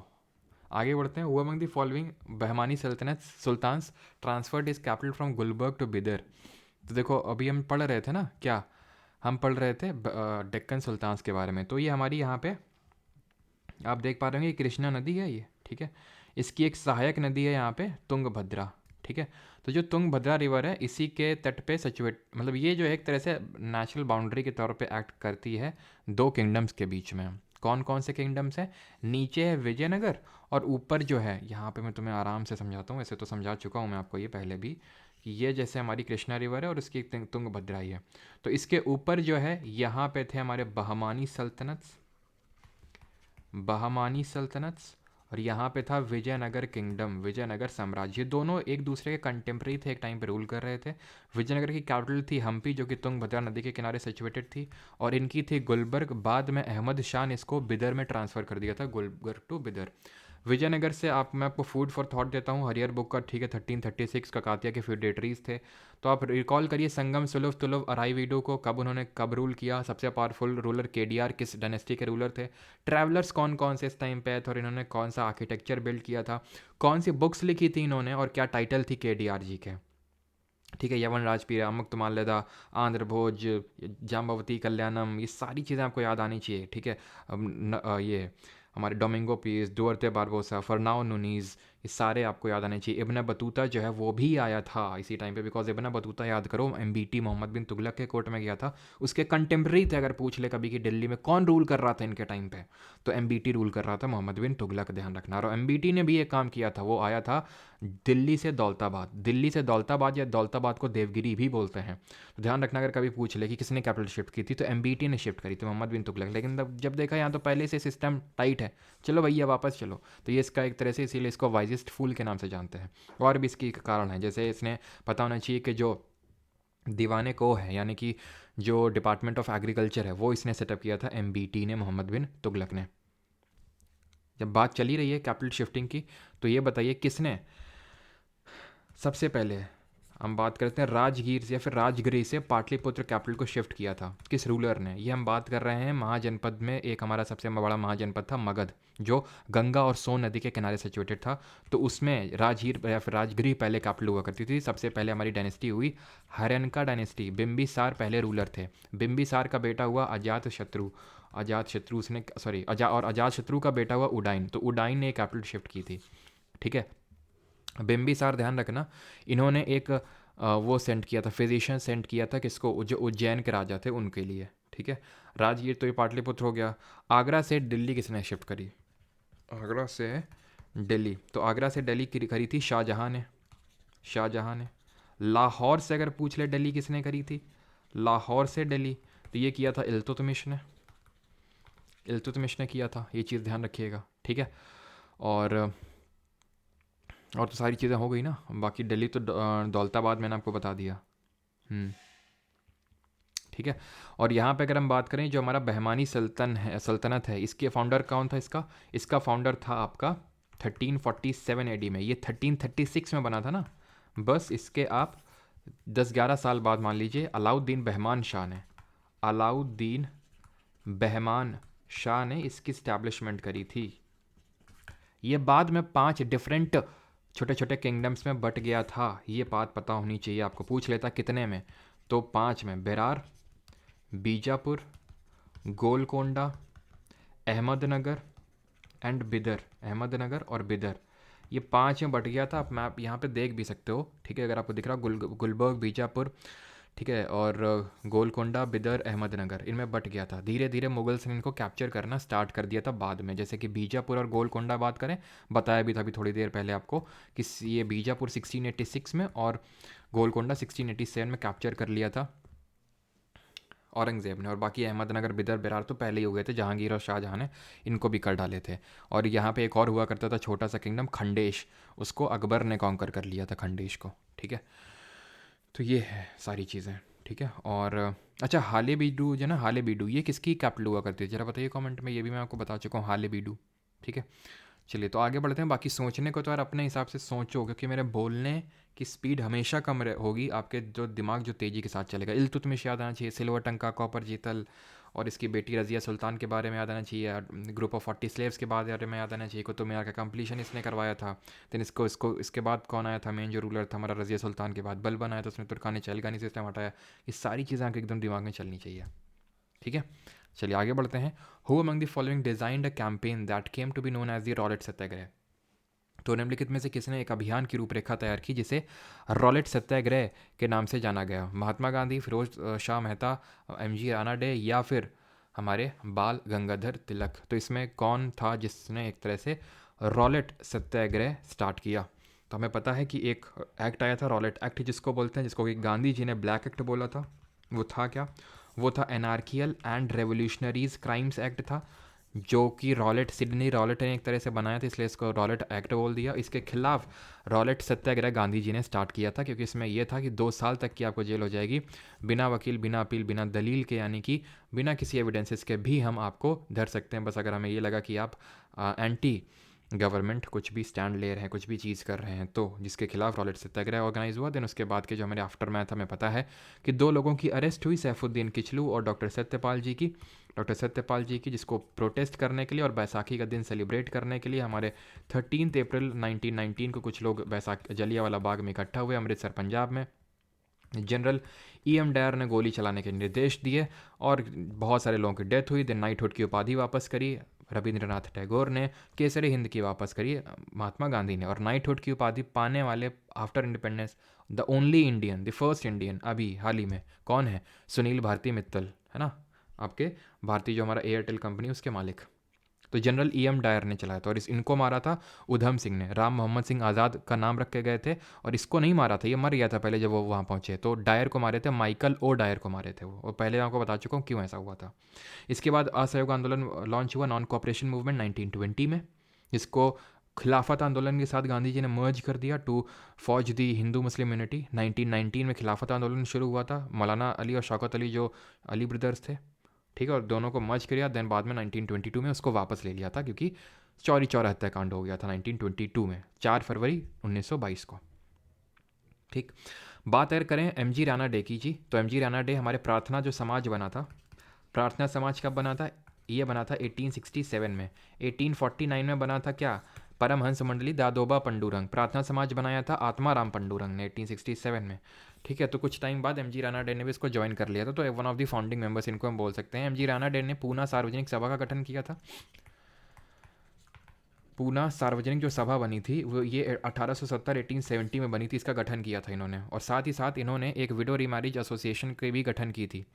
MG राणा डे ने विडो री मैरिज एसोसिएशन, एक विडो री मैरिज, देखिए विडो री मैरिज एक्ट पास हुआ था 1856 में, 1856 में। डलहौजी इस समय गवर्नर जनरल था और ईश्वर चंद्र विद्यासागर के मेन एफर्ट थे। जैसे सती को हटाने में हटी तो विलियम बेंटिक के टाइम पे थे, लेकिन मेन एफर्ट राजा राम मोहन रॉय जी के थे। वैसे विडो री मैरिज एक्ट को पास होने में जो 1856 था, मेन एफर्ट्स थे ईश्वर चंद्र विद्यासागर के। लेकिन विडो रीमैरिज एसोसिएशन किसने बनवाया था? तो वो बनवाया था 1856 में विष्णु शास्त्री चिपलंकर, ठीक है, विष्णु शास्त्री पंडित, इन्होंने बनवाया था विडो रीमैरिज एसोसिएशन 1856 में, 1856 में। लेकिन इन्होंने बनवाया था 1861 में, ध्यान रखना 1861। तो ईयर देख लेना क्या लिखा हुआ है, 56 के 61। तिलक जी की अगर बात करें तो तिलक जी के रिगार्डिंग तो बहुत सारी चीज़ें हैं, जैसे कि इन्होंने होम रूल लीग एसोसिएशन बनाई थी 1916 में, 1916। इन्होंने तिलक स्वराज फंड इस्टेब्लिश किया था 1890s के टाइम पे। एंड इन्होंने क्या किया था, इन्होंने मराठा और केसरी 2 न्यूज़पेपर निकाले थे। मराठा और केसरी, मराठा था आपका इंग्लिश लैंग्वेज में और केसरी था मराठी लैंग्वेज में। इनको फादर ऑफ इंडियन अनरेस्ट का नाम दिया वैलेंटाइन चिरोल ने, यानी भारतीय अशांति का जनक बोला इनको किसने? चिरोल ने। क्लियर हो गई इतनी चीज़ें। और नॉन कोऑपरेशन मूवमेंट्स, जस्ट कुछ दिन पहले इनकी डेथ हुई थी बाल गंगाधर तिलक जी की। आगे बढ़ते हैं। और इनका होम रूल लीग एसोसिएशन का हेडक्वार्टर पुणे में था, ठीक है, जो 1916 में बनाया था। 1916 में ही होम रूल लीग बनाया था एसोसिएशन, यानी बेसंत ने भी, लेकिन उनके वाले का हेडक्वार्टर था मद्रास में। Which compound structure includes a saturated short chain fatty acid with 4 carbon molecules commonly found in esterified form in animal fats and plant oils? Propionic acid, butyric acid, succinic acid या फिर lactic acid? तो sir यहाँ पे लिखा हुआ है which compound exist saturated with 4, ठीक है, 4 कार्बन मॉलिक्यूल लिखा हुआ है। तो हमें पता है कि एक कार्बन मॉलिक्यूल के लिए हम प्रीफिक्स का यूज़ करते हैं मिथ, 2 के लिए यूज़ करते हैं मिथ इथ, ठीक है, मिथ इथ का यूज़ करते हैं, 3 कार्बन के लिए यूज़ करते हैं प्रॉप का, 4 कार्बन के लिए यूज़ करते हैं ब्यूट का, ब्यूट यहाँ पे ब्यूटेरिक एसिड। ब्यूटेरिक एसिड हमें रैंसिड बटर में देखने को मिलता है, सड़े हुए मक्खन में। रैंसिडिटी किस तरह की रिएक्शन होती है, ये ऑक्सीडेशन रिएक्शन होती है। कोरोजन भी, जंग लगना भी ऑक्सीडेशन रिएक्शन होती है। लैक्टिक एसिड दही में मिलता है, लैक्टोवर्ड लैक्टोबैसिलस बैक्टीरिया भी दही में मिलता है। प्रॉप यूज़ करते हैं 3 के लिए। ओइक जो एसिड होता है, ओइक एसिड, ये COOH जो फंक्शनल ग्रुप होता है उसके लिए इस सफिक्स का यूज़ करते हैं, सफिक्स बाद में प्रीफिक्स पहले। OH क्या होता है, OH के लिए यूज़, ये अल्कोहल होता है, तो ऑल ग्रुप होता है। COH जो है हमारा, ये ओइक एसिड होता है जो अभी हम देख रहे थे, ओइक एसिड। दोनों को मिला देते तो पानी निकल जाता है, पानी तो बहुत बहुत चीज़ों से निकलता है, लेकिन यहाँ पे इस तरह से, ठीक है। तो हमने इस तरह से, और ये क्या बन जाता है, ये बन जाता है ईस्टर, ठीक है। अगर दोनों की रिएक्शन हम करवा देते हैं तो ये बन जाता है ईस्टर। देन ऐसे ही हमारा होता है ROR, यानी ऑक्सीजन 2 एल्काइल ग्रुप से अटैच्ड है, तो ये होता है ईथर, ठीक है। ये होता है कीटो, ठीक है, जिस जहाँ पे हम ओन का यूज़ करते हैं, ओन का यूज़ करते हैं। तो ये चीज़ें आपको सारी पता होनी चाहिए। अगर हम बात करें सैचुरेटेड और अनसैचुरेटेड, तो हमें पता होना चाहिए सैचुरेटेड और अनसैचुरेटेड में क्या अंतर होता है। सैचुरेटेड होते हैं, जैसे हमारा जो एनिमल फैट होता है वो सैचुरेटेड फैट होता है। सैचुरेटेड एल्केन्स क्या, सैचुरेटेड हाइड्रोकार्बन्स क्या होते हैं, तो जो हमारे एल्केन्स होते हैं ना, तो उनको सैचुरेटेड हाइड्रोकार्बन्स बोलते हैं। और जो हमारे अनसैचुरेटेड होते हैं, ये संतृप्त हिंदी में बोलते हैं, ये अनसंतृप्त यानी अनसैचुरेटेड। इसमें सब कर चुके हैं सारी चीज़ें, इसलिए जल्दी जल्दी रिवाइज कर रहे हैं। एल्कीन होता है, एल्काइन होता है, इसमें single bond, double bond, triple bond, ठीक है। इसको जैसे कि हम यूज़ में लाते हैं LPG सिलेंडर में, प्रोपेन यूज़ करते हैं, प्रोपेन और ब्यूटेन। एल्कीन को बात करें, इथाइलीन यूज़ करते हैं, गैसियस हार्मोन है फ्रूट की राइपनिंग में। एसिटिलीन या फिर इथाइन, इसको यूज़ करते हैं वेल्डिंग ऑफ गैसेस में। ये बर्न करते हैं क्लियर ब्लू फ्लेम में, ये बर्न करते हैं येलो सूटी फ्लेम में, ठीक है। और कुछ, हाँ, सोचो फैटी एसिड हो गया, कार्बन मॉलिक्यूल कॉमनली स्टीफाइड, ठीक है। स्टीफिकेशन आप समझ गए, जब एसिड की रिएक्शन अल्कोहल से करवाते हैं तो पानी निकलता है, ठीक है। और बाकी तो ठीक है। What was the target growth rate of Indian economy in the second 5 year plan. करो इसको, मैंने बताया नहीं तुम्हें, मैंने नहीं बताया तुम्हें, लेकिन तुम कर लोगे इसको। मैंने तुम्हें थर्ड 5 ईयर प्लान के बताया, बस उसी के बेसिस पे तुम करो। थर्ड 5 ईयर प्लान में मैंने तुम्हें बताया था 5.6% का टारगेट रखा था, अचीव 2.4% किए थे, ठीक है। और मैंने फर्स्ट का भी आई थिंक बताई होगा तुम्हें, नहीं बताया था तो भी आप कर सकते हैं इसको। कैसे, ऑब्वियस ही बात है, सेकंड की अगर बात कर रहे हैं तो 5.6% से तो कम ही होगा। क्या यहाँ पे टारगेट पूछा ना, टारगेट कितना, हाँ टारगेट, तो 5.6 से तो कम ही टारगेट रखा होगा, ऑब्वियस ही बात है।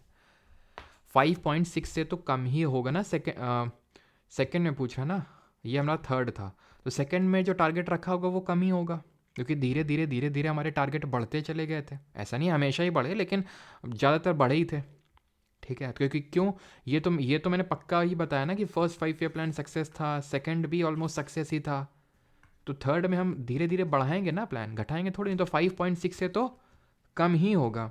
ये तो बहुत ज़्यादा है, ये भी कोई बहुत ज़्यादा खासा कम नहीं है, तो कम, लेकिन ज़्यादा कम नहीं है। ये आंसर 4, ये कुछ ज़्यादा ही कम है, इतना भी नहीं। ऑप्शन नंबर सेकंड आसान है ये क्वेश्चन, ध्यान रखना इसमें, अगर आप नहीं कर पा रहे हैं तो ऑप्शन एलिमिनेशन अभी तक सीखे नहीं है, इसलिए मैं बोल रहा हूँ कि आप क्वेश्चन अटेम्प्ट करें। सारे क्वेश्चन ऐसा नहीं कि अच्छा ए खड़ा ABCD, ऐसा नहीं वहाँ पे आंसर आएगा, कुछ ना कुछ में तो दिमाग लगाना ही पड़ेगा, चाहे मैं कितना भी पढ़ा लूँ।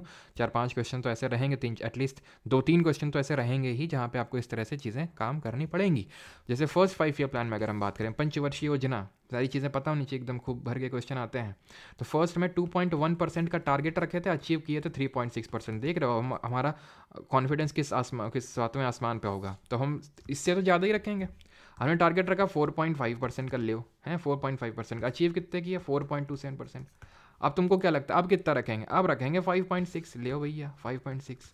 अब हो गया चाइना के साथ वॉर और हो गया फाइमाइन, भुखमरी फैल गई, 2.4% अचीव कर पाए, बस। फोर्थ पे है, चलो कोई नहीं, फिर से 5.6 रखेंगे, फिर से फेल कर गए, 3.3% ही अचीव कर पाए, फिर भी ज़्यादा नहीं। तो फिफ्थ में हम क्या हुआ, कायदे में आ गए हम इस बार, बोले ना 5.6 नहीं 4.4% ही, मतलब जो सेकंड में था 4.5%, अब ऐसे समझ लो उतना ही पे आ गए भैया। स्टोरी क्यों बता रहा हूँ, ताकि दिमाग में सेटल डाउन हो जाए। ये अब सेकंड वाले पे आके खड़े हुए हैं, जैसे 4.5% था ना सेकंड वाले में, तो ऑलमोस्ट उतना ही 4.4%, अचीव कितने की है 4.8। अब बढ़ाएंगे, देख रहे हो जितना टारगेट था ये अचीव वाला है। तो अब सिक्स्थ वाले में इसके बाद क्या हुआ था, इसके बाद रोलिंग प्लान आए थे, याद करो 1978 से 80 के बीच में, है कि नहीं। तो यहाँ पे अब हमने टारगेट रखा 5.2% का, अभी भी थर्ड वाले में आए नहीं ये हमारे लिए नसुड साबित हो रहा था, बार बार 2 बार उत्तर रखे थे 5.6 और उत्तर अचीव कर नहीं पा रहे थे, ठीक है। इस बार मारे सीधे 5.7%, ठीक है। तो ऐसे ही हमारी जो है स्टोरी आगे बढ़ती चली गई। तो ऑप्शन नंबर सेकंड यहाँ पे सही आंसर होगा। बाकी चीज़ें आप रिकॉल करो कितनी बार कर चुके हैं। फर्स्ट वाला agriculture Harrod Domar model, second वाला rapid industrial growth, 3 steel plant setup किए थे, थर्ड वाला फेल हो गया था, ठीक है। और सेकंड वाला पीसी महालनोबिस मॉडल, चौथा गडगिल, चौथा गडगिल नहीं होगा तो तीसरा गडगिल होगा, पांचवा रुद्र एलन मॉडल या फिर डीपी धर मॉडल पे बेस्ड था, गरीबी हटाओ minimum needs approach 20 points programme, और गरीबी हटाओ वो सब तो देख ही लिया, ठीक है। तो ये फिफ्थ में था इंदिरा गांधी जी के टाइम पे, ठीक है। इसके बाद रोलिंग प्लान आया था, इस तरह से हमने सारी चीज़ें देखी थी। चलिए आगे बढ़ते हैं। RIDF को फुल फॉर्म क्या होता है, तो इसका फुल फॉर्म होता है rural infrastructure development fund. Option number sorry forum लिखा हुआ है यहाँ पे, ऑप्शन नंबर सेकंड होगा इसका, ठीक है। रूरल इंफ्रास्ट्रक्चर डेवलपमेंट फंड, ये एक तरह से रूरल मतलब कि गाँव में इंफ्रास्ट्रक्चर बिल्ड करने के लिए इसको सेटअप किया गया। इस फंड को नाबार्ड के तहत इसको सेटअप किया गया, national banking for agriculture and rural development, जिसके रिगार्डिंग हम पढ़ चुके हैं। इसको 12 जुलाई 1982 में बनाया गया था, 20 शिवरमन कमेटी के रिकमेंडेशन पे बनाया गया था, और ये सेटअप किया गया था IDF 1995-96 के टाइम पे। Question number 16, Sabha and Ur are two kinds of village assemblies are referred to in which of the following dynasties. तो सभा और उर एक दो मतलब एक तरह की विलेज असेंबली हैं, ठीक है। निम्नलिखित में से किस राजवंश में सभा और उर दो प्रकार की ग्राम सभाओं का उल्लेख किया गया है, तो ये किया गया है आपका चोला में, ऑप्शन नंबर थर्ड। चोला के रिगार्डिंग हमें दो चीज़ें और पता होनी चाहिए, यहाँ के डोनेशंस और यहाँ का टैक्स, यहाँ के डोनेशंस, यहाँ के टैक्स, यहाँ के मंदिर।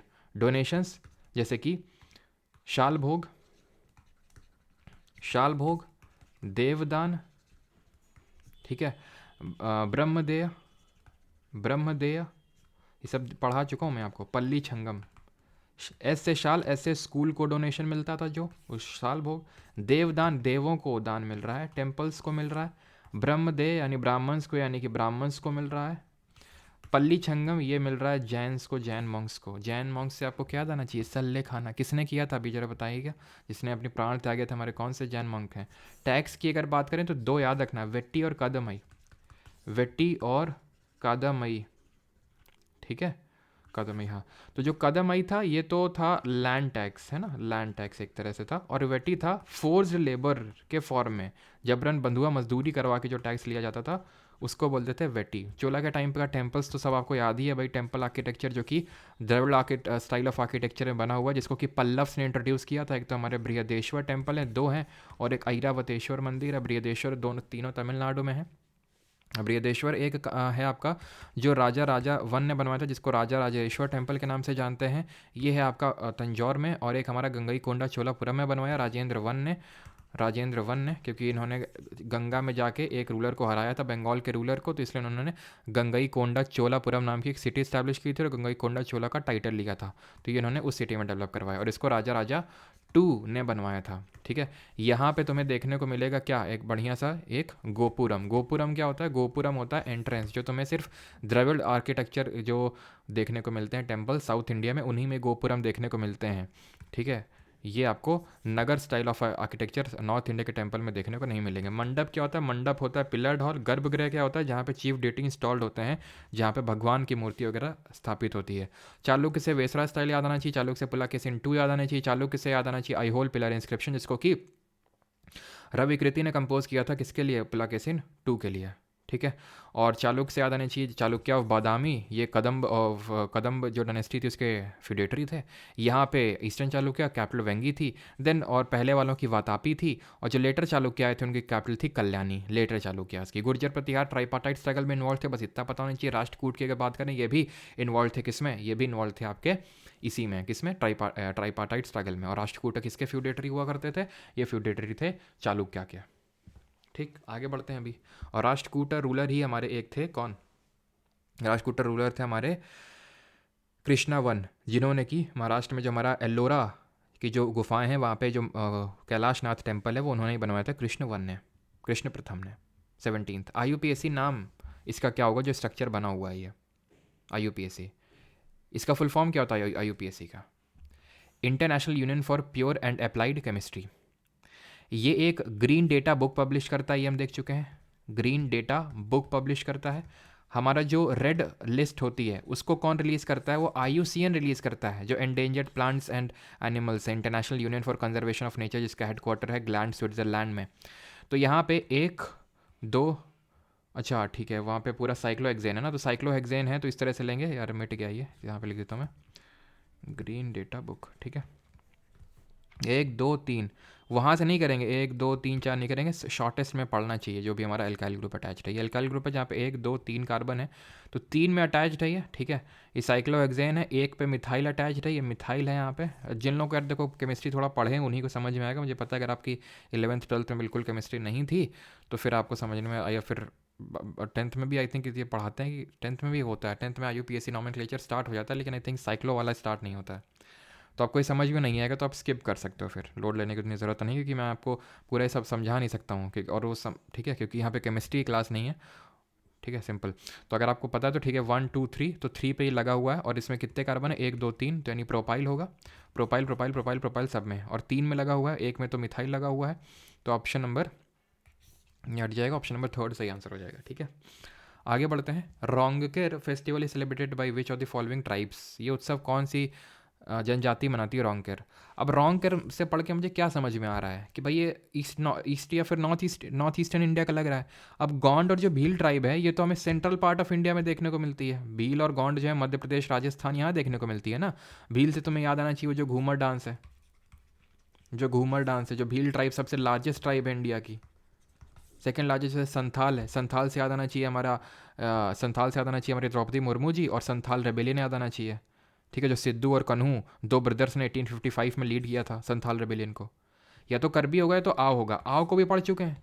आओ जो है मोआत्सू करके एक फेस्टिवल होता है नागालैंड में, हमने पढ़ा था ये कि इस कौन सेलिब्रेट करता है मोआत्सू को, तो पढ़े थे आओ की ट्राइब। और एक और पढ़े थे हॉर्नबिल, जिसको कि फेस्टिवल ऑफ फेस्टिवल्स के नाम से जानते हैं, जिसको कि नागा ट्राइब भी परफॉर्म करती है। अच्छा, फेस्टिवल ऑफ 100 ड्रम्स अलग होता है, वो गारो जो ट्राइब होती है जो वंगाला फेस्टिवल सेलिब्रेट करती है उसको फेस्टिवल ऑफ 100 ड्रम्स बोलते हैं। ये नागा ट्राइब सेलिब्रेट करती है 1 से 10 दिसंबर के बीच में।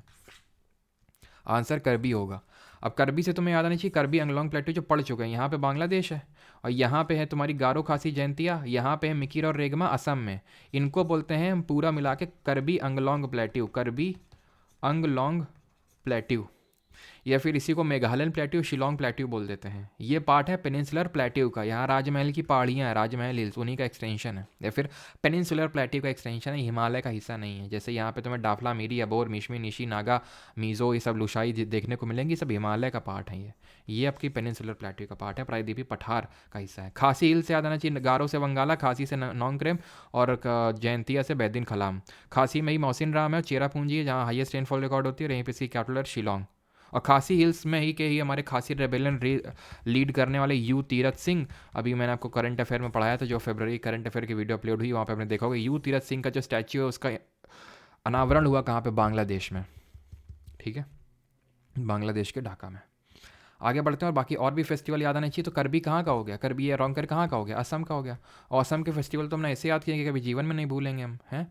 भूलेंगे? बताओ, कभी नहीं भूलेंगे। कौन कौन से हैं? तो हमने पढ़े थे कि क्या असम की एक बहू थी जिसने अपने भाई को पटक पटक के मारा था। क्यों? क्योंकि उसको अली के अब्बू के साथ मजूली फेस्टिवल देखने जाना था। बहू से बिहू, बाइको से बाइको फेस्टिवल, और बैशागु फेस्टिवल भी है, बैशागु। पटकाई से दहिंग पटकाई, अली से अली अलीगांग, ठीक है। अम्बुबाची मेला जो कि लगता है गुवाहाटी कामाख्या देवी मंदिर में, और मजूली से मजूली फेस्टिवल। मजूली आइलैंड भी जो वर्ल्ड का लार्जेस्ट रिवराइन आइलैंड है, जिसको कि ब्रह्मपुत्र रिवर बनाती है, जो कि कैलाश मानसरोवर से निकलती है, जो कि यालिंग सांपो के नाम से जानी जाती है, जो निकलती है अंगसी या फिर चिमायुंगदुंग ग्लेशियर से यूटर्न मारती है, नामचा बरवा से इंडिया में एंटर करते हैं, अरुणाचल प्रदेश में दिहांग के नाम से जानी जाती है। देन वो दिहांग उसका नाम है, जो दिबांग उसकी ट्रिब्यूटरी है। देन धुबरी असम में साउथवर्ड टर्न मारती है, जहाँ पे इसको ब्रह्मपुत्र बोलते हैं। देन बांग्लादेश में एंटर करती है, जहाँ पे इसको जमुना के नाम से जानते हैं। पद्मा जो कि गंगा है बांग्लादेश में, उसे मिलकर मेघना बना देती है। और वर्ल्ड का लार्जेस्ट डेल्टा बनता है सुंदरबन डेल्टा। सुंदरबन डेल्टा नाम है सुंदरी ट्री पे, जो सुंदरी हमें ट्री देखने को मिलता है मैनग्रोव फॉरेस्ट में, जो कि सबसे ज़्यादा पूरे इंडिया में हमें वेस्ट बंगाल में देखने को मिलते हैं। न्यूमेटोफोर और विविपैरस याद आना चाहिए इससे आपको, ठीक है। चलिए अगर हम बात करें और क्या बात करें, बिहू 3 तरह का होता है। बोहाग बिहू, ठीक है, बोहाग बिहू होता है, माघ बिहू होता है, और काटी बिहू होता है। काटी कार्तिक के टाइम पे होता है, यानी कि आपका अक्टूबर के टाइम पे। माघ भी होता है जनवरी के टाइम पे। और जो बोहाग भी होता है, जिसको कि न्यू ईयर भी बोलते हैं, चैत्र के महीने में, मार्च अप्रैल के टाइम पे होता है ये, ठीक है। आगे बढ़ते हैं। विच of the following is an autobiography of a Bengali illiterate women who secretly acquired literacy skills to read sacred texts in an age when girls and women were denied education and deemed fit only for household chores, मतलब काम जो होते हैं। तो ये भी कर चुके हैं, अगर आपको याद हो, कि पहली autobiography by a Bengali women वो थी हमारी अमार जीवन बाई हमारी राजसुंदरी देवी जी। इन्होंने लिखी थी पहली ऑटोबायोग्राफी अमार जीवन, तो इसको हम first autobiography by any Indian women बोलते हैं, अमार जीवन यानी हमारा जीवन, ठीक है। आगे बढ़ते हैं। The last question is which of the following taxes is proportional in nature, निम्नलिखित में से कौन सा जो कर है, टैक्स है, वो प्रकृति में अनुपातिक है। पिछले लेक्चर में कायदे से समझाए थे, डायरेक्ट टैक्स, इनडायरेक्ट टैक्स, ये बढ़ता जाता है जैसे टैक्स स्लैब बढ़ती जाती है, तो इसमें जो एवरेज टैक्स है, एवरेज जो रेट है टैक्स रेट, वो कम निकल के आती है मार्जिनल टैक्स रेट से, ये पढ़े थे। डायरेक्ट टैक्स में जो कि एक ऐसा है प्रोग्रेसिव टैक्स है, आप आगे आगे बढ़ोगे टैक्स की स्लैब बढ़ती जाएंगी, ज़्यादा ज़्यादा टैक्स लगेगा। और प्रोपोर्शनल पूछ रहा है भाई, तो corporation tax, capital gains tax, income tax, ये सारे फॉर्म ऑफ डायरेक्ट टैक्स हैं। सिर्फ जीएसटी ही एक तरह का अप्रत्यक्ष कर है, इनडायरेक्ट टैक्स है, जो कि 1 जुलाई 2017 को आया था। GST council article number 279A में है, जिसको की हेड हमारी फाइनेंस मिनिस्टर निर्मला सीतारमन करती हैं, ठीक है। तो ये चीज़ आपको पता होनी चाहिए कि जो डायरेक्ट टैक्स होता है वो प्रोग्रेसिव नेचर में होता है, जो इनडायरेक्ट होता है अप्रत्यक्ष कर होता है वो प्रोपोर्शनल नेचर होता है, ठीक है। Income tax, wealth tax, capital gains tax, gift tax, corporation tax जो कॉर्पोरेट्स भरते हैं वो सब डायरेक्ट में आता है। और जो टैक्स आता है वो किस में जाता है, वो रेवेन्यू हेड में जाता है गवर्नमेंट के, कैपिटल में नहीं जाता है, रेवेन्यू हेड में जाता है। रेवेन्यू रेसीट होती है, रेवेन्यू इनकम होती है। और रेवेन्यू एक्सपेंडिचर में क्या आता है, सैलरी, पेंशन, ये सब, सैलरी हो गया, पेंशन हो गया, ये सारी सब्सिडी वगैरह जो देती है हमारी सरकार, वो सब रेवेन्यू एक्सपेंडिचर में आता है। कैपिटल में क्या आता है, जहाँ पे एसेट वगैरह की, एसेट और लाइबिलिटी का खेल होता है, जो लॉन्ग टर्म पेमेंट होती है, लोन हो गया, ठीक है, डिसइन्वेस्टमेंट हो गया, लोन लेना देना, वो सब कैपिटल में आएगा। डिसइन्वेस्टमेंट करना, विनिवेश करना, कैपिटल रेसीट कहलाएगा। डेवलपमेंटल एक्सपेंडिचर करवाना, कोई काम, सड़क बनवाना, कोई हॉस्पिटल बनवाना, कोई स्कूल बनवाना, वो कैपिटल एक्सपेंडिचर में आएगा। पूंजीगत व्यय में जाएगा वो, क्योंकि उससे एसेट क्रिएशन हो रहा है, ठीक है, उसे हम पढ़ चुके हैं पहले। अब हम वो क्वेश्चंस देख लेते हैं जो अपने टेलीग्राम पे आज गलत, ज़्यादातर लोगों ने गलत किए हैं। मात्र 16% लोगों ने सही किया, मात्र 38%। वैसे तो आज काफ़ी सारे, आज मैं क्वेश्चन देख रहा था जो आप में से 50% से कम लोगों ने, काफ़ी क्वेश्चन थे जो सही कर पाए आप लोग। तो एक ये क्वेश्चन था, मतलब ये इसलिए मैं लेके आता हूँ क्योंकि ज़्यादातर लोगों ने गलत किया है, तो मतलब आप में से काफ़ी कम लोगों को आता है, कम लोगों को आता है, तो आपको जानना चाहिए इसके बारे में फिर, क्योंकि ये सारे PYQs ही हैं, ठीक है। तो आपको ये चीज़ पता होनी चाहिए। तो which chemical compound is used as a bleaching agent, हम यूज़ किसको यूज़ करते हैं, सच एज यहाँ पे इन सम फूड्स, इन सब में तो हाइड्रोजन पर ऑक्साइड को यूज़ करते हैं ब्लीचिंग एजेंट में। ये बेंजोइट, कभी पूछ ले, सोडियम बेंजोइट पूछा भी गया था आई थिंक सीजीएल में इसमें इस बार। ये प्रिजर्वेटिव के तौर पे यूज़ करते हैं, जैसे सिरका होता है जिसको हम बोलते हैं विनेगर, जिसमें एसिटिक एसिड होता है 5 to 8% एसिटिक एसिड, बाकी पानी, वो होता है एक प्रिजर्वेटिव। वैसे सोडियम बेंजोएट भी प्रिजर्वेटिव का काम करता है, जो जैम वगैरह टोमेटो सॉस की जो बॉटल होती है उसमें सोडियम बेंजोएट का यूज़ किया जाता है। बात करें ब्लीचिंग, ब्लीचिंग पाउडर क्या है, ब्लीचिंग पाउडर CaOCl2, ध्यान रखना। ये भी तो पर है, जहाँ एक ऑक्सीजन होता है वहाँ पर लगता है, पर हाइपो बोलते हैं, पर बोलते हैं, ठीक है। तो यहाँ पे CaOCl2, इसको कैल्शियम हाइपोक्लोराइड के नाम से जानते हैं, कैल्शियम हाइपोक्लोराइड। अच्छा जल्दी से बताओ, बेकिंग सोडा और वॉशिंग सोडा, ये जल्दी से बताओ। बेकिंग सोडा ये क्या होता है, NaHCO3, अब लाइव क्लास तो है नहीं, भूल जाते हैं, NaHCO3, ठीक है, ये होता है हमारा baking soda, sodium bicarbonate. Washing soda, धोवन सोडा जिसको बोलते हैं, ये खाने वाला सोडा, और ये धोने वाला Na2CO3.10H2O। Soda acid fire extinguisher, फिर से रिपीट करता हूँ, सोडा एसिड फायर एक्सटिंग्विशर के तौर पे भी यूज़ करते हैं इसको। वॉशिंग, धोने वाले को यूज़ करते हैं परमानेंट हार्डनेस ऑफ वाटर को रिमूव करने के लिए। ट्रिप्लोब्लास्टिक कौन सा है, ये तुम लोग गलत कर दी, ये बस दिल को ठेस पहुंच गई, ठीक है। ये तो पढ़ाया नहीं था, लेकिन ये तो पढ़ाया था, ठीक है, कायदे से पढ़ाया था इसको, और ये ट्रिक से समझाया था। पोकोसिटी, ये है आपका डिप्लोब्लास्टिक, उसके छोड़ के ट्रिप्लोब्लास्टिक, जिसमें ये क्या है, पोरीफेरा, सीलेंट्रेट। तो पो से है आपका पोरीफेरा, सीलेंट्रेट, निडेरिया क्या होते हैं, निडेरिया होते हैं जैसे हमारा कोरल्स हो गए, जो हमारे प्रवाल भित्ति होते हैं, जेलीफिश हो गई, ये सबको निडेरिया में आते हैं भाई। पो से पोरीफेरा था ना। पूछा ट्रिप्लोब्लास्टिक कौन सा है, खत्म खत्म खत्म, तीनों में पोरीफेरा दे रखा है। कितना आसान क्वेश्चन था ये, उस पर फोकस करना था तुमको। प्लैटिहेल्मिंथिस, लेटी हुई बॉडी है, लेटी हुई बॉडी है, प्लेटी हुई बॉडी। एचिनो, चिनचिना रही है। स्पाइनी स्किन्ड ऑर्गेनिजम्स हैं, चिनचिनाहट होती है। क्या है? जैसे कि स्टारफिश। कोर डेटा, चोर नहीं है, कोर डेटा है, ठीक है। इनमें नोटो कोड देखने को मिलता है, यानी कि एक रॉड लाइक स्ट्रक्चर। हम ह्यूमंस भी चोर हैं, मतलब कोर डेटा है, ठीक है। हमारे में भी ये एक स्पाइनल कॉर्ड देखने को मिलती है जो एक रॉड लाइक स्ट्रक्चर है। The disqualification of membership of state legislature is lay down in article. कौन से आर्टिकल? तो ठीक है, इसका भी ठीक ठाक लोगों ने दिया, लेकिन फिर भी 50% से कम है। आर्टिकल 190 बात करता है vacation of seat in parliament. Vacation of seat की अगर कोई डबल मेंबरशिप होल्ड कर रहा है कि भाई पार्लियामेंट का मेंबर भी है, स्टेट लेजिस्लेचर का भी, लोकसभा के भी, राज्यसभा के, या फिर किसी हाउस में दो दो सीट में निर्वाचन हो गया, तो उसकी सीट वेकेंट हो जाएगी जब तक अगर वो बताना पड़ेगा उसको। आर्टिकल 14 एक हमारा फंडामेंटल राइट है जो समानता के अधिकार यानी राइट टू इक्वालिटी की बात करता है। आर्टिकल 144 की अगर बात करें तो ये बोलता है जितने भी हमारी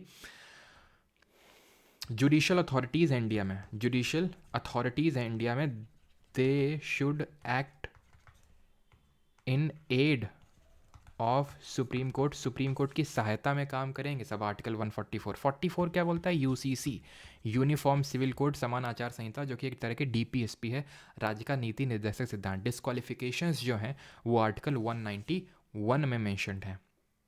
जैसे कि अगर हम बात करें लोकसभा और एलए के लेजिस्लेटिव असेंबली के लिए मिनिमम एज कितनी होती है? न्यूनतम आयु 25 होती है। राज्यसभा और लेजिस्लेटिव काउंसिल विधान परिषद के लिए कितनी होती है? 30 साल होती है। और लेजिस्लेटिव काउंसिल कितने स्टेट में है वो आप कमेंट में बताएंगे, ठीक है। तो आज का हमारा, और बाकी सिटीज़न होना चाहिए इंडिया का, ये तो सब में ही है ना। तो आज का हमारा सेशन होता है यहाँ पे ख़त्म, ठीक। बाकी जो लोग को नोट्स वगैरह डाउनलोड करने हैं तो परमार अकेडमी ऐप पर से पहले तो इसकी पीपीटी आपको परमार एसएससी टेलीग्राम पे मिल जाएगी, और बाकी क्विजेज जिन लोगों को लगाने रहते हैं लिंक डिस्क्रिप्शन में दिया रहता है। परमार एसएससी टेलीग्राम पे आपको एक पीडीएफ मिल जाएगी, और जो एसएससी क्विज ग्रुप करके है वहाँ पे लिंक आपको डिस्क्रिप्शन में मिल जाएगा, तो वहाँ से आप क्विजेस को अटेंड कर सकते हैं। सुबह 8 बजे होती है, सुबह 5 बजे होती है जीके, 10 बजे सुबह इंग्लिश, और शाम को रात को 8 बजे होती है मैथ्स की। रीजनिंग की भी चालू हो जाएगी जैसे ही 50K फॉलोअर्स कंप्लीट होंगे, ठीक है, टेलीग्राम पर। चलो, मतलब एक क्विज़ वाले में, बाकी उसमें तो 200 प्लस हो ही चुके हैं, उसके लिए थैंक्स। अभी यहाँ पे अगर आपको नोट्स डाउनलोड करने हैं हैंड रिटन फॉर्मेट में इंग्लिश और हिंदी के, तो आप परमार अकेडमी एप्लीकेशन पे जाके कोर्सेज सेक्शन में जाके ये कर सकते हैं। पीडीएफ कोर्स आपको दिख जाएगा, और वेबसाइट में भी आप कर सकते हैं लॉगिन करके, ठीक है। अगर आप बाकी बैच में एसएससी जीके 2.0 बैच में, तो आपको कोर्स अलग से करने की ज़रूरत नहीं है। ये लेक्चर के पीडी को नोट्स वाला आपको वहीं पे ही कोर्स के अंदर ही नोट्स मिल जाएंगे, पीवाईक्यू सीरीज़ के भी, ठीक है। थैंक यू टू ऑल, धन्यवाद। और अगर मन हो तो like, comment, share and subscribe भी कर दीजिएगा। बाकी मिलते हैं अगले लेक्चर में, 37 नंबर लेक्चर में। Thank you.